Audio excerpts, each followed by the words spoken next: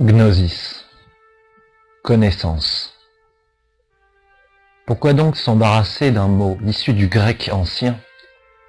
Est-ce pour entretenir un mystère, une atmosphère délétère de secrets qui rendrait l'homme avide et réveillerait les fantasmes de son inconscient? La gnose est certes une voie du mystère, mais elle rend au mot mystère lui-même toute sa signification première. La quasi-totalité de l'humanité connaît le mot mystère, mais en ignore le sens premier. De même qu'elle est incapable de comprendre sa familiarité avec celui de mythe. Et d'ailleurs, elle ne le cherche pas.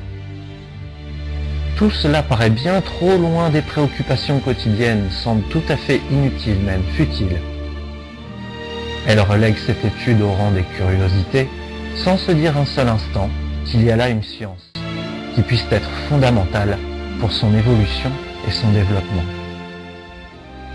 Même les chrétiens qui parlent du mystère de l'incarnation n'en saisissent pas le sens, et seraient même stupéfaits et outrés d'en connaître les origines, préférant estimer que la foi suffit. Pourtant, dans le monde antique, le mythe et son mystère étaient palpitants d'une vie débordante, foisonnante. Ils étaient considérés comme la clé de voûte de toute connaissance humaine, indispensable à l'édification de la civilisation elle-même. Le mystère signifiait l'enseignement sacré et occulté des prêtres et des initiés du culte. Il existait dans toutes les religions antiques, y compris chez les premiers chrétiens. Le mythe en était la forme extérieure, connaissable par tout un chacun. C'était la formalisation exotérique, c'est-à-dire visible, apparente. Mais au-delà, un enseignement de sagesse, la gnose, et une méditation profonde à la rigueur scientifique étaient portés sur le mythe, qui se dévoilait alors en tant que code de transmission d'un message, d'un savoir sacré, échappant au commun des mortels, trop préoccupés par leur existence personnelle pour chercher si loin les solutions existentielles définitives. Cela, Platon, l'inévitable maître de la philosophie, l'a judicieusement expliqué dans sa République, à travers la célèbre allégorie de la caverne, située par-delà le rang de la simple métaphore. Cette allégorie a des titres à représenter bien davantage une puissante parabole de la gnose. L'allégorie de la caverne évoque la condition humaine comme si nous étions des prisonniers enchaînés dans une grotte et que nous observions sur ses parois les ombres de silhouettes venant de l'extérieur, prenant ces ombres pour les objets mêmes. De cette manière, nous dit Platon, nous observons un spectacle, sans observer les choses telles qu'elles sont, nous attachant au signifiant, non au signifié. Mais si nous brisons nos chaînes et sortons de la caverne, nous serons éblouis par la lumière nouvelle que nous porterons sur le monde, découvrant les objets en vérité, tels qu'en eux-mêmes, et par-delà, nous remonterons au fil des significations au monde eidétique, celui de l'intelligible. Mais le monde moderne a coutume de trouver l'idée de Platon désuète et rétrograde. La pensée dominante consiste à dire que le monde est inintelligible, incompréhensible, hermétique à toute tentative de compréhension de l'homme. Ceci, sans doute, est le fruit d'une certaine stagnation pratique des sciences et de l'explosion des théories spéculatives, de ces mêmes sciences, d'autre part. Pourtant, malgré toutes les difficultés qu'avait le monde antique à s'expliquer le mouvement des astres, jamais on n'avait douté ainsi des aptitudes de l'homme à accéder à la vérité. Sans cette aptitude, nulle science n'est possible et rien ne pourrait être fonctionnel et efficient dans les œuvres humaines. Si bien que l'on peut comparer notre état des sciences à l'âge des sophistes présocratiques, qui, dirons-nous, parlaient pour ne rien dire. D'après les intellectuels de la pensée dominante, nous sommes condamnés à être des gens de la caverne. Il n'existerait aucune perspective d'atteindre à la vérité en se faisant philosophe. La philosophie a renoncé à l'étude objective, elle a renoncé à se prononcer sur l'absolu, et s'est condamnée à des errances relativistes qui entérinent sa propre proclamation d'échec.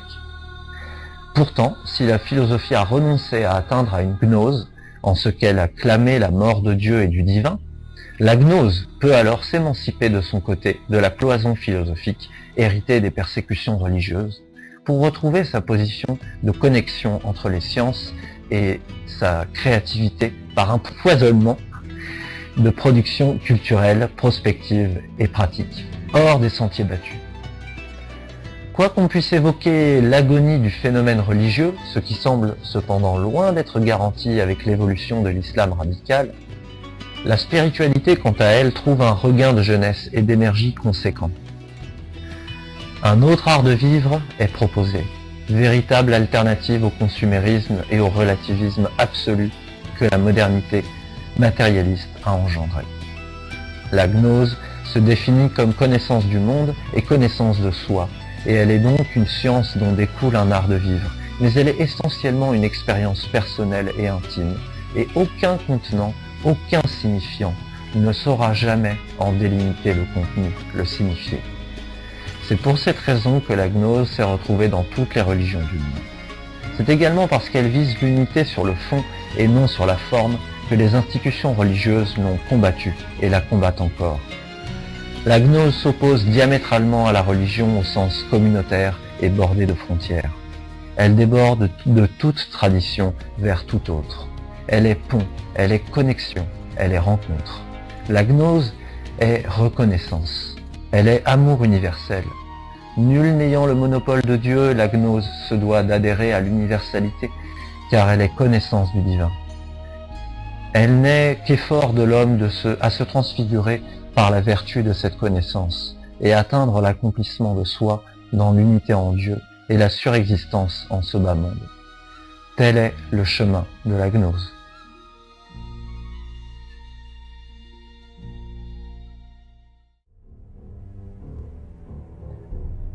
De la gnose au gnosticisme.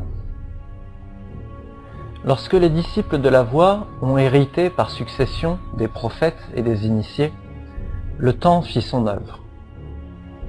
Après l'espérance qu'offre la venue de tout messager, ils finirent par constater que la réalité de ce monde leur était douloureuse, à l'image des enseignements du Bouddha Siddhartha Gautama Sakyamuni, qui percèrent de Bactriane jusque dans le monde grec oriental, à la suite des conquêtes d'Alexandre le Grand, et avait donné naissance à la civilisation dite gréco-bouddhique, de Bactriane jusqu'en Anatolie. L'inhumanité flagrante avec laquelle les masses populaires étaient traitées par les riches et les puissants donnait à leur fortune un caractère de scandale et d'ostentation condamnable. Quant aux conditions naturelles de vie, elles étaient assez rudes pour frapper les esprits par leur apparence d'injustice. Au fur et à mesure que la nature cédait à l'humanité et sa création, les conditions déterminantes de son existence, l'homme gagnait en centralité dans la cosmogonie, et cette sorte d'injustice pouvait trouver un relais jusque dans le mythe lui-même. Les disciples ne mirent pas longtemps à considérer la société tout entière comme inéquitable, jusqu'à la création même, décevante dans la recherche d'une justice céleste ici-bas. Voyant dans ce monde une illusion, le reflet renversé et inique de l'ordre céleste, ils développèrent une théologie à rebours de la tradition sacrée, où le Créateur est un Dieu mauvais, où le monde est un chaos né d'un esprit fou et malfaisant. Le gnosticisme était né. Le gnosticisme se développe donc sciemment en détournant le mythe gnostique édificateur, celui de la Bible. D'après lui, le Dieu de l'Ancien Testament est un Dieu tribal des Juifs, mauvais, et s'oppose au Dieu véritable de Jésus. Il trouva son expression dans le fameux livre apocryphe, intitulé « Évangile de Judas », à l'histoire tumultueuse et sulfureuse. Dans cette logique, le Dieu véritable est absent de la création, dont il est innocent lui-même. Les thèses du gnosticisme se rapprocheront de celles plus tardives connues sous le nom de docétisme, courant de pensée selon lequel Dieu incarné en Jésus n'est pas un être de chair, mais un être de lumière. Opinion selon laquelle il n'a pas goûté à ce monde, ni à la mort. Ses défenseurs placent un autre que lui sur la croix, ou parlent d'illusion au sujet du passage de sa passion. Mais le courant caïnite du gnosticisme défendra, s'approchant du manichéisme, dans l'évangile de Judas, la thèse selon laquelle Jésus, bien incarné, doit être libéré de la chair pour rejoindre le sein du Père, et cela grâce à la mission de Judas l'Iscariote, vendre le Messie à ses ennemis acharnés, romains et docteurs de la loi. Tout cela, comme nous l'avons vu, vient d'un profond sentiment d'injustice. Tout repose donc sur une conception qui en appelle au rejet du bas monde, politiquement, socialement, économiquement, familialement, sexuellement. Pour d'autres, l'insertion dans ce bas monde se fait avec l'idée selon laquelle ils font, par nécessité céleste, commerce avec le diable, et y consentent bon gré mal gré. Ils sont donc, alors, dans une logique sataniste, qui ressemble fort au satanisme moderne d'Anton Lavey, proche de la doctrine de la gnose polythéiste et païenne, qui elle-même trouve écho aujourd'hui dans le mouvement Wicca. La vision sataniste du monde a en effet retrouvé de nombreux partisans depuis les sociétés rosicruciennes du XIXe siècle et au début du XXe siècle, dans la poursuite des extravagances du célèbre Aleister Crowley. On s'éloigne donc bien de la doctrine d'unicité des initiés et des prophètes, s'enfonçant dans une doctrine du chaos où la magie noire trouve de l'espace pour sa pratique et ses thèses, alors qu'en face naît une école de l'illumination qui vise à quitter ce bas monde pour retourner à la lumière, lumière qui n'aurait pas sa place ici-bas, comme le montrerait la passion du Christ. Beaucoup s'engouffreront dans cette voie avec le sentiment d'avoir trouvé le véritable et authentique enseignement, parce qu'ils partagent cette souffrance. Ils préféreront nier ce monde que participer à celui-ci, avec un fatalisme certain. Pour eux, la fatalité est un paradigme de la réalité. Fatalité négative, évidemment. Mais ce bas monde est une illusion bien tenace. La voie gnostique en appelle à connaître le monde pour se connaître soi-même, et le gnosticisme tombe donc dans cette impasse. Le rejet du monde est rejet des œuvres humaines, et donc de soi-même.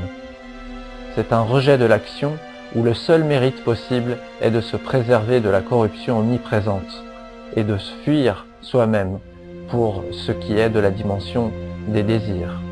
Cette attitude rejoint l'école plus ancienne de la mer morte, dite école essénienne. L'école d'Essénie, au désert de Qumran, comme nous l'apprennent les manuscrits de la mer morte, avait développé une théologie dont le Messie s'était désolidarisé très vite. C'était une théologie de retrait monastique hyper ritualisée, basée sur l'observance scrupuleuse de la loi mosaïque, les lois juives de la Torah de Moïse. Dans cette perspective, s'était développée une vision misogyne et communautariste, où la pureté ne pouvait être maintenue sans un abandon total des sources de désir, et une vie entièrement consacrée dans la retraite. On ignore encore à quel point la communauté gnostique chrétienne se trouvait être, à l'image des Esséniens, en retrait de la société.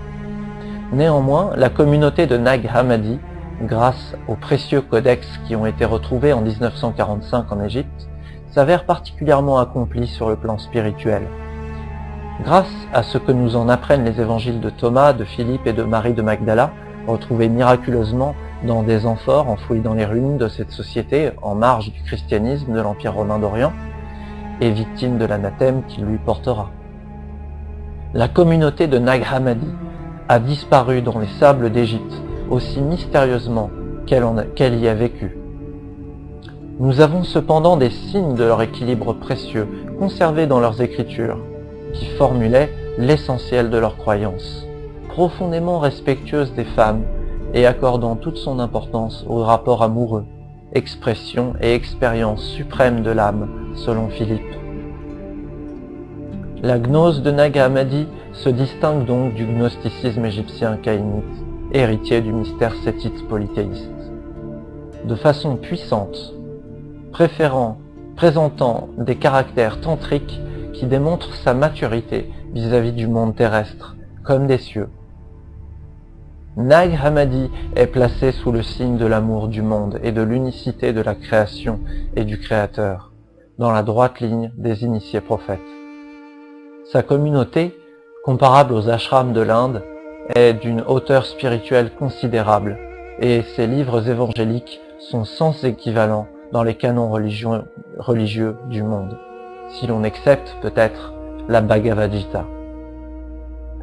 Ici, l'enseignement du mystère est direct, radical. Il s'émancipe de la forme narrative et mythique sous laquelle il était jusque-là transmis. Ces évangiles apocryphes composent le socle de la gnose chrétienne, s'éloignant du dualisme des gnosticistes caïnites, qui, quant à eux, survivront sous d'autres noms et renaîtront plus tard sous le nom de catharisme, la religion cathare. Aujourd'hui, la communauté gnostique renaît également grâce à la découverte des manuscrits de Nag Hammadi. Parviendra-t-elle à échapper aux écueils intellectuels du gnosticisme? Le temps nous dira si, tant en creusant sa place dans la diversité des christianismes modernes appuyés sur la Bible canonique, qu'en fouillant ses origines dans les écoles du mystère des religions antiques, elle parviendra ou non à renaître des cendres d'Alexandrie. Mais un épisode beaucoup moins connu encore de la gnose et de ses développements nous attend quelques siècles plus tard, en un lieu inattendu, la Perse musulmane, l'Iran ancien. À cet âge, la gnose Irfan fleurit à nouveau, suite à l'ère des Mutazilites, prospère pour les disciples du mystère antique, de la philosophie et des doctrines masdéennes de Zoroastre. Comme je l'affirmais dans le titre de ma précédente vidéo, la monomanie des Écritures est sécularisante, dans le sens où elle rend profanateur du sacré. Effectivement, les gens qui sont dans cette monomanie des Écritures ne réfléchissent quasiment plus, réfléchissent très peu, et n'exploitent pas leurs facultés spirituelles, ces facultés merveilleuses dont Dieu les a pourvues. Il nous a tous pourvus de facultés spirituelles en vue qu'on réfléchisse, qu'on en fasse aussi un bon usage en réfléchissant non pas n'importe comment, mais objectivement, avec bon sens et avec logique. Pour que l'on fasse montre aussi de discernement, qu'on effectue toute cette gymnastique d'esprit qui permet ce discernement, qui permet d'analyser suffisamment les choses et de déterminer, en fonction des circonstances relatives aux situations dans lesquelles nous nous trouvons à chaque instant, déterminer ce qu'il est le mieux de faire et ce qu'il faut éviter de faire. Nous avons existentiellement, du fait que nos actes ne sont pas inconséquents, que l'on est vivant et que l'on est en permanence finalement dans l'action, puisque la vie est mouvement, même, je veux dire, on ne peut pas rester longtemps inactif, même si on peut dormir, même si on peut être assez léthargique, on est toujours finalement dans une forme d'action, et même quand on est assez inactif, cette inaction a une conséquence. Donc, en fin de compte, aucun de nos agissements n'est inconséquent. À partir de là, nous avons existentiellement, tant que nous vivons, un devoir de moralité, un devoir aussi de dignité et de respect du sacré, car toute création de Dieu est sacrée. Nous sommes partitifs de cette création et nos corps sont notamment sacrés. Notre esprit aussi est sacré. D'ailleurs, nous avons un devoir de sainteté d'esprit, en fait, ne serait-ce que pour être en phase avec la sacralité, le caractère sacré de notre corps. Notre corps est une merveille. Dieu a bien fait le corps humain. Il l'a fait fonctionnant d'une certaine façon. Il y a des lois et des lois de fonctionnement de ce corps qui sont en harmonie avec les lois qui régissent le monde dans lequel nous vivons. Et ces lois sont universelles. Et donc, En vertu de ces lois, il y a des lois de cause à effet, en vertu desquelles certaines actions ont des mauvaises conséquences, d'autres des bonnes.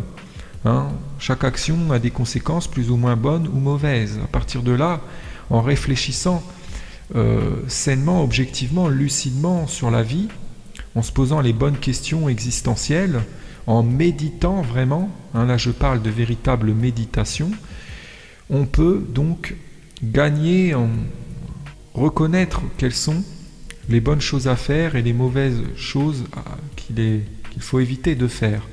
On peut donc se forger une bonne éthique, avec de bons principes, de bons interdits moraux, et donc bien se responsabiliser, en ayant une éthique qui est assez morale et en veillant à la rendre toujours plus morale.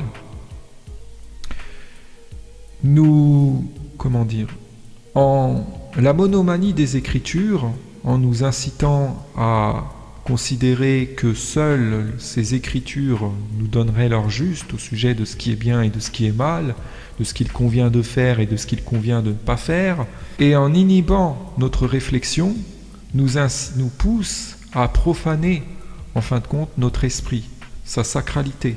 L'esprit est sacré. Et lorsqu'on ne réfléchit pas, qu'on ne fait que se conformer et que finalement on ne fait qu'ingurgiter des idées qui viennent de ces écritures, qu'on prend un petit peu finalement, qu'on se prend pour des disquettes qui ne font qu'enregistrer, finalement on n'exploite pas nos facultés d'esprit, on ne raisonne plus et en quelque sorte on ne fait pas de notre esprit l'usage pour lequel il est prévu. Et donc c'est une forme de perversion, on le détourne de son usage, de l'usage pour lequel il est fait. Donc finalement c'est une forme de profanation. C'est en ce sens que j'affirme que cette monomanie des Écritures dans laquelle on nous veut et dans laquelle on cherche à nous enferrer, à nous maintenir, de laquelle on nous incite à nous infatuer toujours plus, cette monomanie des Écritures, elle est sécularisante, elle rend profanateur. Alors pour le comprendre, il faut bien évidemment s'intéresser aux notions de sacré et de profanation du sacré. Je vous rappelle que la devise de cette élite illégitime, d'illuministes, autoproclamés, est Nobis Ordo Seclorum, ce qui signifie nouvel ordre séculier. Ce que cherchent ces gens très mal intentionnés, ils cherchent à séculariser la majorité des citoyens, à leur faire perdre tout respect du sacré. Et pour cela, ils façonnent leur paradigme avec toutes ces propagandes menées notamment via ces manipulations médiatiques, etc., parfois déguisées en propagande de réinformation subversive, démystificatrice et même séditieuse, très sournoisement, très vicieusement. Avec toutes ces propagandes, cette élite illégitime façonne le paradigme des citoyens, les conditionne immoralement de façon à ce qu'il n'ait plus le sens des valeurs, à ce qu'il l'ait de moins en moins, et à ce qu'il se comporte en profanateur du sacré,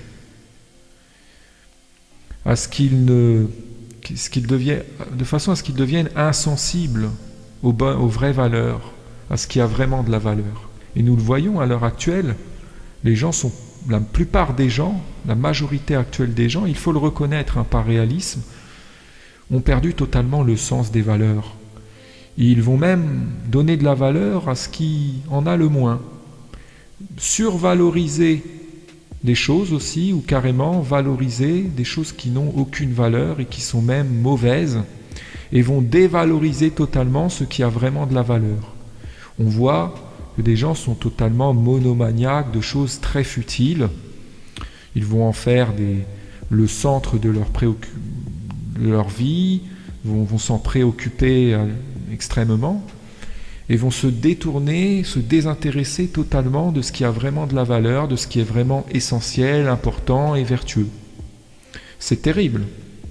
Ça, c'est symptomatique d'une sécularisation, d'un manque de sens de valeur, d'un manque de moralité.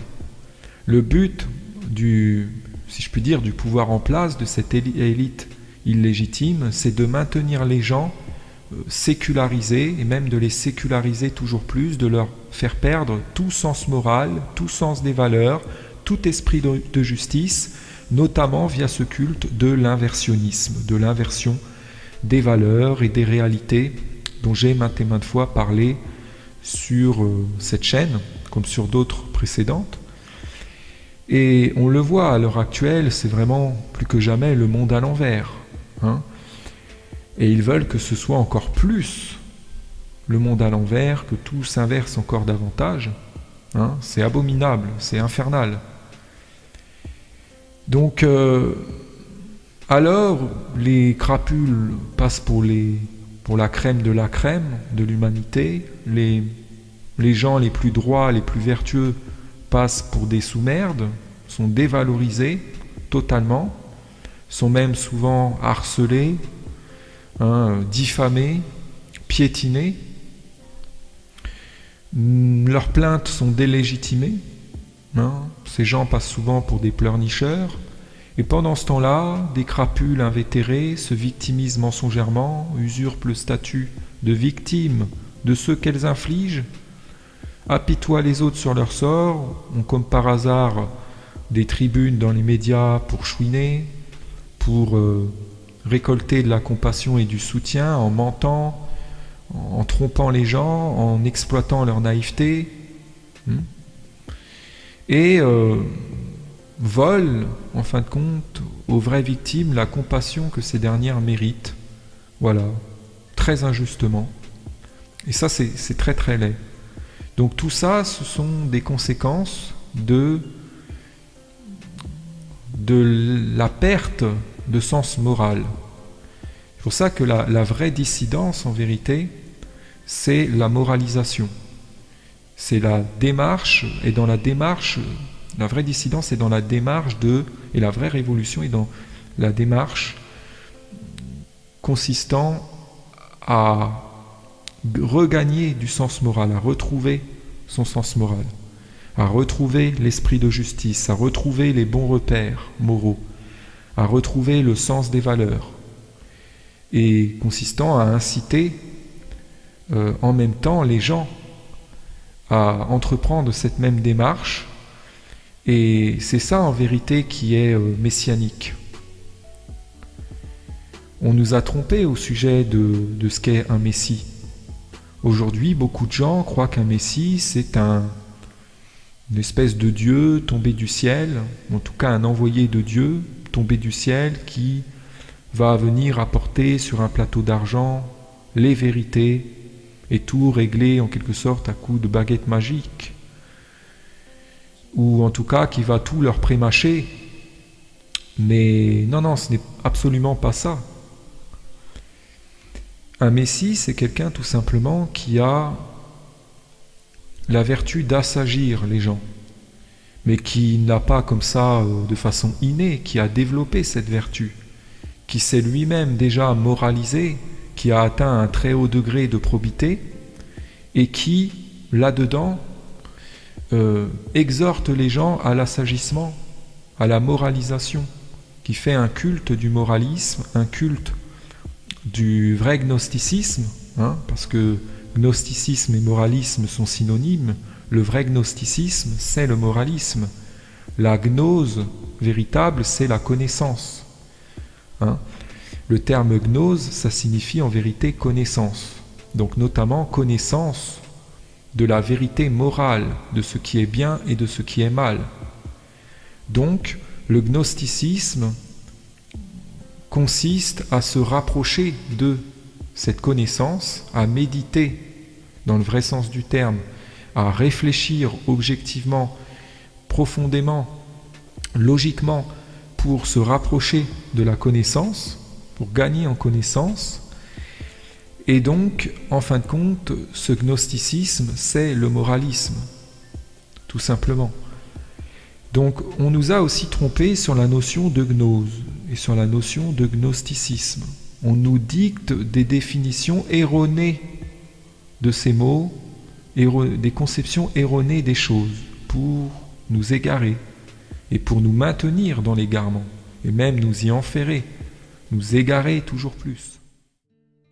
La lâcheté, la fainéantise et l'orgueil sont les 3 défauts les plus pervertissants et problématiques que l'on retrouve à la racine de ce qui est maintenant appelé communément la perversion narcissique, mais la perversion narcissique n'est qu'un symptôme, n'est qu'une conséquence. Et pourrait-on dire donc les 3 défauts qui sont à la racine de l'immoralisme et de son inversionnisme. Effectivement, la fainéantise, la lâcheté et l'orgueil conduisent à un très haut degré d'irresponsabilité par lequel ceux qui sont entachés de ces défauts et qui s'avilissent par eux, toujours plus, sont donc indisposés à prendre leurs responsabilités, à vivre de façon responsable, à vivre moralement, sagement. Car vivre sagement, en prenant ses responsabilités, se comporter de façon responsable, en faisant attention à ce qu'on fait, attention aux conséquences de nos actes, se tenir à des principes de bonne conduite, veiller à bien se comporter, implique des efforts de courage, des efforts de rigorisme, pour être sage, pour bien se comporter avec constance, avec durabilité et avec une certaine stabilité. Il ne s'agit pas de bien se comporter seulement de temps en temps et puis de se dépraver, de faire n'importe quoi à d'autres moments. Il s'agit d'être sage avec constance. Ceci impliquant donc des efforts de moralité de chaque instant, en permanence.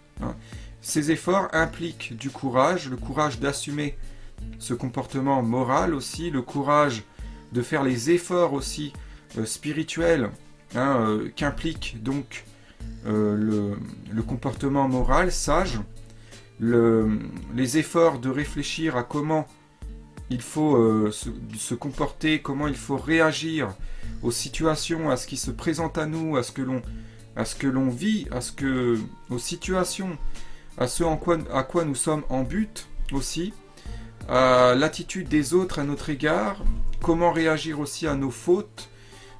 Tout ceci implique toute une gymnastique d'esprit, toute une attitude aussi mentale, un certain rigorisme, une certaine humilité. Tout ceci nécessite des efforts.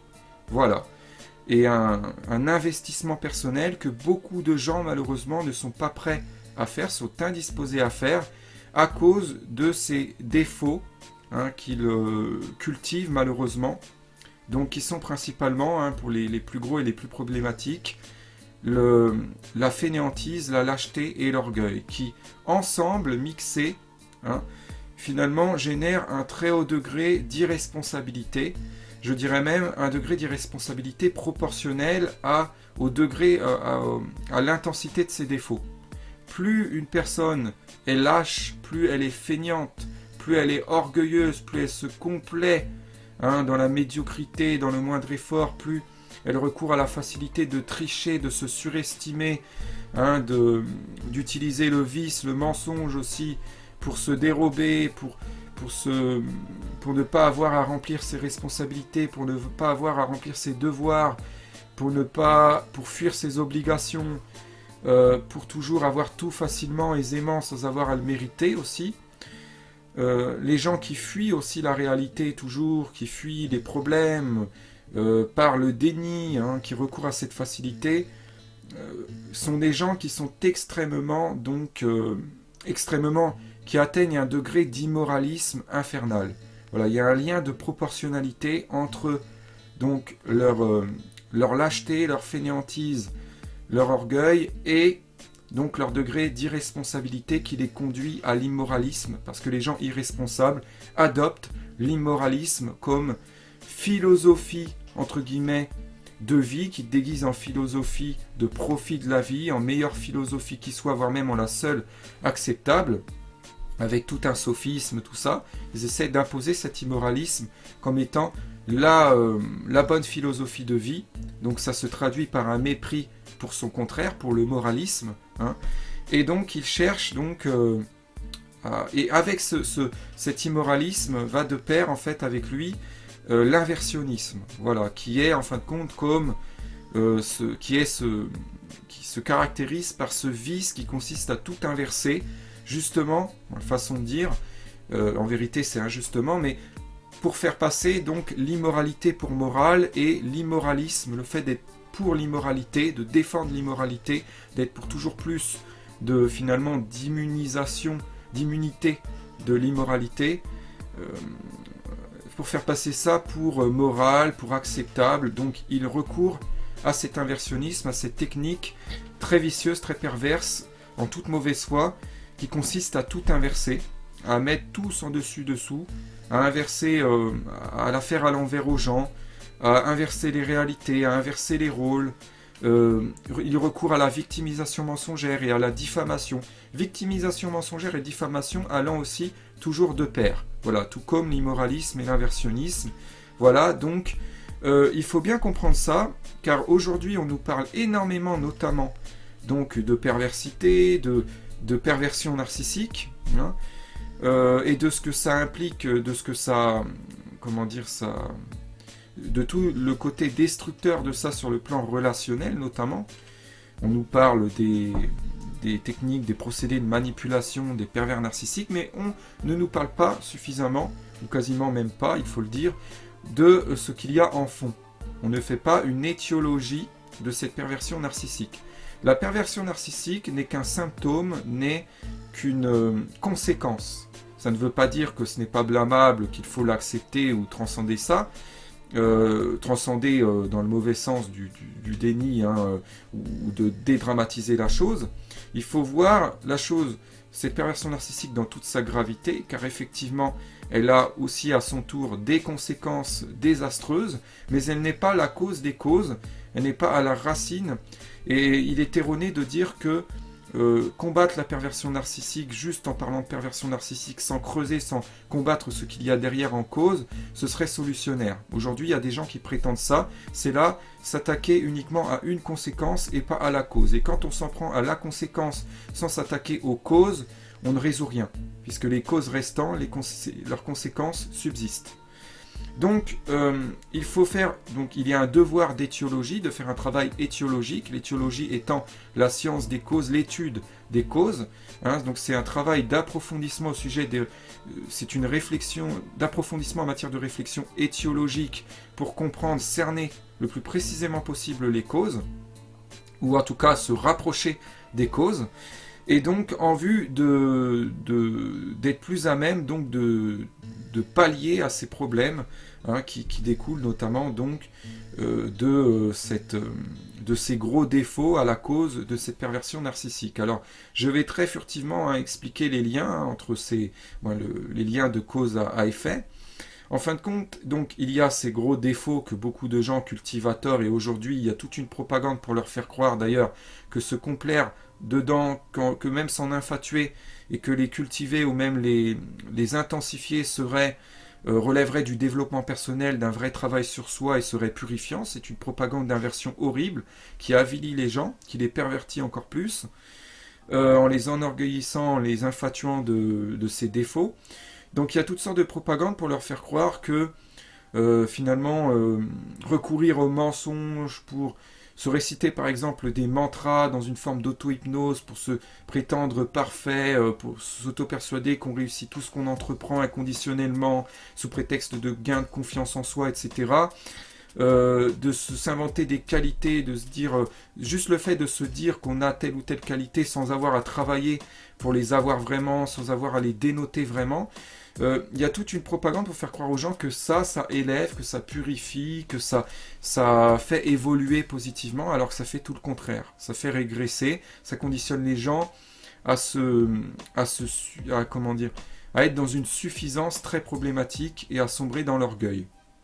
Donc, la fainéantise, la complaisance, la lâcheté et l'orgueil sont des défauts qui ensemble conduisent, comme je l'ai dit, à un haut degré d'irresponsabilité, conduisent à se reposer sur ses lauriers aussi, à des attitudes de tricherie pour finalement se dérober ou pour obtenir, tricher dans la vie, tricher aussi avec les autres, conduisent à une certaine malhonnêteté, à recourir au mensonge, à recourir aussi au baratin, à la vantardise, à la vanité,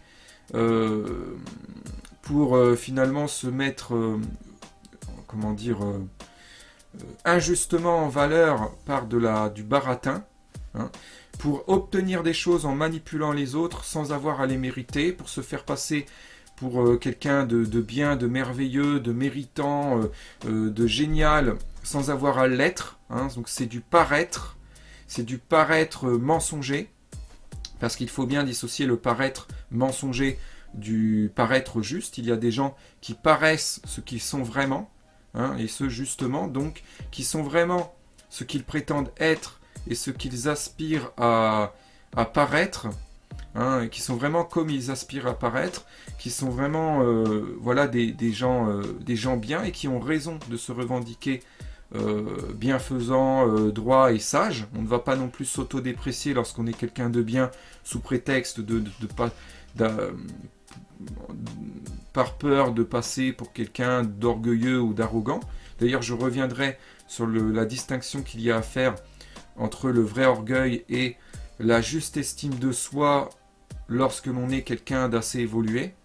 Hein, c'est-à-dire que lorsqu'on a acquis un certain niveau, on peut, en se faisant culpabiliser par certaines personnes qui n'aiment pas alors que l'on s'affirme comme tel, avec raison, on peut en venir à culpabiliser en fait de s'affirmer, de s'estimer. Et ça, c'est un gros problème. Et par cela, on se retrouve finalement à jouer le jeu de gens orgueilleux. Donc je reviendrai là-dessus. Là, j'ai pas trop le temps, je dois finir avec cette vidéo, mais je vais poursuivre, hein, dans cette lignée, hein, au sujet notamment donc de l'étiologie, poursuivre dans l'étiologie en fin de compte de la perversion narcissique. Donc je vous invite à suivre les vidéos suivantes si ça vous intéresse, et en espérant que ça puisse vous aider, vous inspirer aussi des réflexions, et que vous ayez aussi des choses à me transmettre, à apporter. Voilà, donc vous pouvez me contacter d'ailleurs par email à l'adresse iconoclaste999@outlook.fr. Voilà.